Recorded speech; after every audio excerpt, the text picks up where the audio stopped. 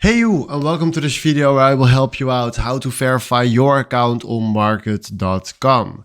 We just created ourselves a real live trading account on market.com and we need to verify our account. So what we're going to do is you see right here a big button that is saying complete registration. So now we click there on complete registration.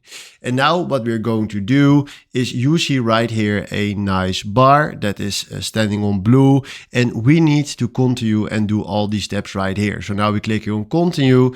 Then you see right here traded with advice. I already did this.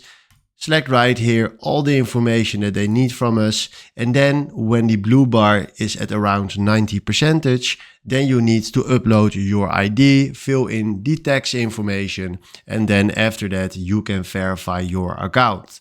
I don't want to verify my account right now because I have many accounts right here, but this is exactly what you need to know and the place where you can verify your account right here on markets.com.